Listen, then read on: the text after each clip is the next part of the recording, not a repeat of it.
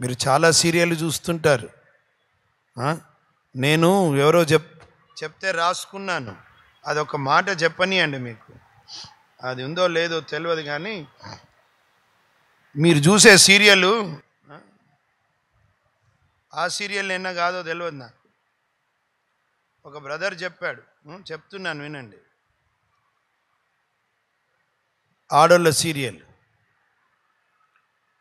కన్న కూతుర్ని ఎలా నాశనం చేయాలని తెలుసుకోవాలంటే, కన్న కూతుర్ని ఎట్లా నాశనం చేయాలని తెలుసుకోవాలంటే కుంకుమ పువ్వు సీరియల్ చూడాలంట.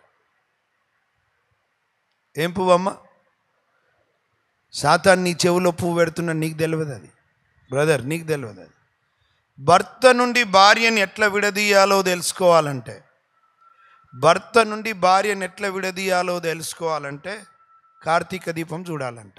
మరి ఎంతో మటుకు సత్యమో తెలియదు, ఇంతవరకు చూడలే నేను ఏ సీరియల్. మీరే చెప్పాలి, అది కరెక్టే అంటారా?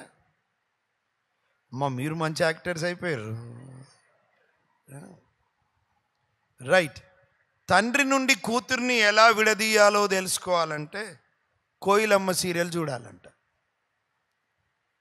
పని మనిషి ఇంటి కోడలైతే ఎలా విడిపించుకోవాలో తెలవాలంటే రాజ్కుమార్ అనే సీరియల్ చూడాలంట. ఇంటి ఆడపడుచును కష్టాలు పెట్టాలంటే, ఇంటికి వచ్చిన ఆడపడుచును బాగా కష్టాలు పెట్టి హింసించాలంటే భార్య అనే సీరియల్ చూడాలంట. అత్తగారు కోడల్ని ఎలా చంపుతుందో, విసిగిస్తుందో, ఎలా చంపుతుందో తెలుసుకోవాలంటే లక్ష్మీ కళ్యాణం సీరియల్ చూడాలంట. అన్న కోసం భర్తనే జైలుకి పంపించిన భార్యను చూడాలంటే అగ్నిసాక్షి సీరియల్ చూడాలంట.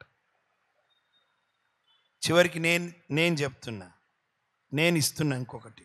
మీ బతుకులు బస్ స్టాండ్ కావాలంటే, మీ బ్రతుకులు బస్ స్టాండ్ కావాలంటే, బర్బాద్ కావాలంటే సీరియల్ చూడాలి, అంతే. సినిమాలు చూడాలి. ఎందుకు?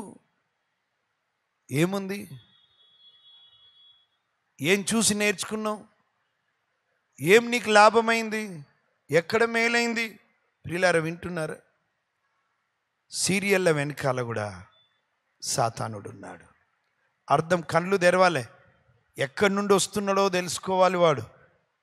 మీ కిటికీలు ఎక్కుచున్నది, అందుకే రోదన చేయి స్త్రీలను పిలువనంపండి.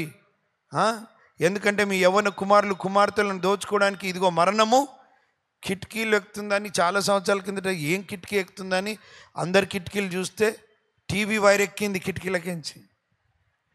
ఏందది? యూట్యూబ్ కోసం దానికి వైర్ లోపల నుంచి, కిటికీ పై నుంచి కేబుల్ వైర్.